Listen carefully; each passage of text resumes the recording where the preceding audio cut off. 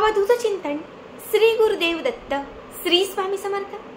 नमस्कार, तुम्हा सर्वांचं आपले स्वामी शक्ती या चॅनलमध्ये मनापासून स्वागत आहे। स्वामी तुम्हा सर्वांच्या सर्व इच्छा पूर्ण करून एवढीच स्वामींच्या चरणी प्रार्थना करते आणि आपल्या आजच्या या नवीन आणि सुंदर व्हिडिओला पुन्हा एकदा नव्याने सुरुवात करते।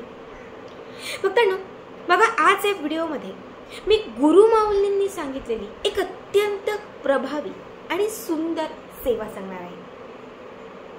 जे लोक वाचू शकत नाहीत किंवा जे लोक लिहू शकत नाहीत, लहान बाळांपासून म्हाताऱ्या व्यक्तीपर्यंत कुणीही ही सेवा करू शकतं।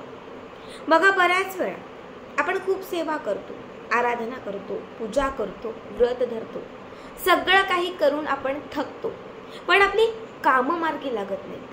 आपल्याला सेवेचा अनुभव येत नाही, आपल्या इच्छा पूर्ण होत नाही, संकट टळत नाही।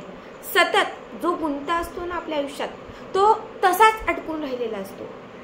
मग बऱ्याच वेळा आपण कमेंट्स करतो की ताई, मी खूप सेवा करते पण माझेच प्रश्न का सुटत नाहीत, मी तर सगळं काही करते पण मलाच अनुभव का येत नाही। मी नेहमीच तुम्हाला सांगत असते की सेवेसोबत, बघा, सेवेसोबत आपले चांगले कर्म असणे पण खूप महत्त्वाचे आहे। सेवा करताय आणि काहीतरी चुकीच्या गोष्टी करताय तर ती सेवा कधीच अनुभव देणार नाही। थोडीशी एखादी सेवा करत असाल पण कर्म चांगले ठेवत असाल तर तुमची जी काही इच्छा असेल ती पूर्ण होतेच, पण तुम्हाला त्या सेवेची प्रचिती सुद्धा पटकन येते। त्याचबरोबर अजून एक दुसरीची गोष्ट आहे, ती म्हणजे भोग। बघा, तुम्ही ऐकलं असेलच की भोग हे भोगूनच संपवावे लागतात। भोग कुणाला चुकत नाही, भगवंताला सुद्धा भोग भोगावे लागलेले आहेत। त्यामुळे काही असे भोग असतात की ते भोगल्याशिवाय आपल्याला प्रचिती येत नाही। त्यामुळे या गोष्टी लक्षात ठेवा। मग आता गुरुमाऊली, साक्षात रूपी जे गुरुमाऊली आहेत, त्या गुरुमाऊलीने दिलेल्या 2 सेवा मी तुम्हाला सांगणार आहे। सगळ्यात पहिली सेवा जी आहे ना, ती सेवेचा प्रसार।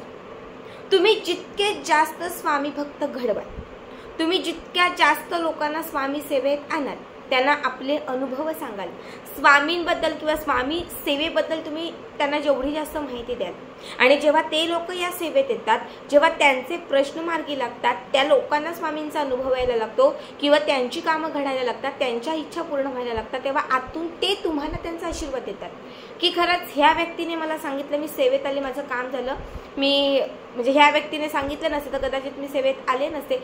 पण जेव्हा तो सेवेत येतो, जेव्हा तो तुम्हाला चांगलं म्हणतो, तेव्हा लक्षात ठेवा त्याचा 100 पटीने जे पुण्य आहे ना, ते तुम्हाला मिळतं। एकदा असंच गुरुमाऊलींची एक जाहीर सभा होती आणि त्या सभेच्या वेळी असंख्य लोक तिथे एकत्रित आली होती। त्याच वेळेस पावसाचे दिवस होते आणि त्या पावसांच्याच दिवसांमध्ये एक आजी आणि तिचा एक नातू सुद्धा त्या सभेसाठी आला होता। आजूबाजूला नदी, तलाव, सगळं काही छान पाण्याने भरलेलं होतं। तो जो नातू आहे त्या आजीचा, तो तिथेच असणाऱ्या बाजूच्या समुद्रात गेला होता।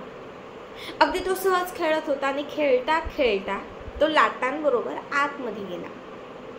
जेव्हा तो नातू कुठेच दिसत नाही हे त्या आजीच्या लक्षात आलं, तेव्हा ती आजी सगळीकडे त्याला शोधू लागली। मग तिथल्या लोकांनी सांगितलं की तो बुडत पाण्यात आतमध्ये गेला किंवा तो बुडाला, अशा बऱ्याचशा गोष्टी त्यांना म्हणजे त्या आजींना सांगितल्या। आजी धावत पळत गुरुमाऊलींकडे आल्या आणि गुरुमाऊलींना त्यांनी सगळं काही सांगितलं। माऊलींनी आजीला एकच सांगितलं, घाबरू नकोस, तू घाबरू नकोस, तुझा नातू सुखरूप परत येईल, तुला मी काम देतोय, ते काम तू पूर्ण मनापासून कर। मग गुरुमाऊलींनी काय केलं, गुरुमाऊलींनी आजीला स्वामी सेवेचा प्रसार करायला सांगितला। त्याने छोटे छोटेसे बॅनर बनवले आणि सांगितले की ह्या स्वामी सेवेचा प्रसार करणारे छोटे छोटे जे बॅनर आहेत, छोटे छोटे पोस्टर आहेत, ते प्रत्येक घरोघरी दे आणि तुला जेवढे जास्त शक्य तेवढे जास्त या 3 दिवसांमध्ये स्वामी भक्त तयार कर। आजीने पूर्ण विश्वास ठेवला, तिच्याकडे पर्यायही नव्हता। 3 दिवसात ती रात्रंदिवस स्वामी सेवेचा प्रचार करत होती, प्रसार करत होती। 3 दिवस सतत ती लोकांकडे जाऊन जाऊन स्वामी सेवाबद्दल सांगत होती। ते जे छोटे छोटे बॅनर होते, पोस्टर होते, ते सगळ्या लोकांना देत होती। आणि तुम्हाला सांगते, 3 दिवस पूर्ण झाले आणि तिसऱ्या दिवशी संध्याकाळी 6:30च्या दरम्यान काही मच्छीमारी लोक समुद्र किनाऱ्यावर होती, तिथं खूप गर्दी झाली। आजीला बोलवण्यात आलं, तेव्हा आजीचा नातू त्या मच्छीमारी लोकांनी व्यवस्थित सुखरूप आणलेला। जेव्हा आजीने त्याला विचारलं तू कुठे गेलेलास, काय झालेलं, तेव्हा त्याने स्पष्ट सांगितलं की आजी मी या समुद्रामध्ये वाहून गेलेलो, पण वाहून गेल्यानंतर एक कोणीतरी आजोबा आले आणि 3 दिवस त्यांनी मला त्यांच्या पाठीवर ठेवले. मी 3 दिवस त्यांच्या पाठीवर होतो आणि त्याच्यानंतर आता मी इकडे आलो. त्या आजोबांनी मला अर्ध्या वाटेत या काकांकडे सोडले आणि मी आता इकडे आलो. मग ती आजी त्या नातवाला घेऊन जाते, माऊलींकडे दर्शन घेते. तिला तो जो चमत्कार आहे तो कळून चुकतो. म्हणजे बघा, त्या आजीचा नातू गेला होता. तुम्हाला माहितीच असेल की गेलेली वस्तू पुन्हा परत येत नाही, पण हे सामर्थ्य फक्त आपल्या माऊलींमध्ये, आपल्या स्वामी समर्थांमध्ये, की जे अशक्यही शक्य होते. त्यामुळे पहिली सेवा मी तुम्हाला सांगेल की स्वामी सेवेचा प्रसार. नात्यात शेजारी पाजारी जेवढे शक्य तेवढे स्वामी सेवक जे आहेत ना ते बनवा. आता दुसरी सेवा अगरबत्ती सेवा. ज्या लोकांचे प्रश्न काही केल्या सुटत नाही, गुरुमाऊली तर प्रत्येकाला हीच सेवा देतात. काय करायचं, कुठल्याही दिवशी, जो दिवस तुम्हाला आवडतो त्या दिवशी किंवा गुरुवारच्या दिवशी स्वामींच्या समोर बसायचं, दिवा लावायचा, त्याच्यानंतर छान पूजा अर्चा, फुलं वगैरे व्हायची, जे काही आपलं नित्यनेमाने छान वातावरण सुगंधित करता येईल ते करायचं. 3 अगरबत्त्या, उदबत्त्या घ्यायच्या, 3ही उदबत्त्या एकत्रित प्रज्वलित करायच्या आणि तिथेच आपल्या देवघराच्या समोर, स्वामींच्या समोर तिथे लावायच्या. आणि त्याच्यानंतर मन शांत करायचं, मन पूर्ण एकाग्र करायचं. मनात कुठलाच विचार ठेवायचा नाही, मनामध्ये फक्त आणि फक्त स्वामींचा विचार ठेवायचा. आणि त्याच्यानंतर श्री स्वामी समर्थ, श्री स्वामी समर्थ, श्री स्वामी समर्थ, श्री स्वामी समर्थ, श्री स्वामी समर्थ या मंत्राचा जप करायचा. पूर्ण त्या 3 अगरबत्त्या जळेपर्यंत, जळून त्यांची पूर्ण राख होईपर्यंत फक्त श्री स्वामी समर्थ या एकच मंत्राचा जप करायचा. संपूर्णपणे या मंत्राचा जप करून झाला, उदबत्त्या 3ही पूर्णपणे विझून झाले, म्हणजे पूर्ण विझळ्या की त्याच्यानंतर त्याची जी विभूती तिथे पडलेली असेल ती आपल्या कपाळाला लावायची आणि बाकीची जी विभूती आहे त्यातली थोडी विभूती ही पिण्याच्या पाण्यात घालून ते पाणी दिवसभर प्यायचं. आपला हंडा असेल, काही असेल ज्यात पाणी साठवतात त्यात चिमूटभर विभूती घाला. घरातल्या सगळ्या व्यक्तींनी हे पाणी पिलं तरी चालेल, हे तीर्थ होईल. आणि राहिलेली विभूती जी आहे ना ती एखाद्या कागदात, कापडामध्ये भरून छान आपल्यासोबत आपल्या जवळ ठेवा.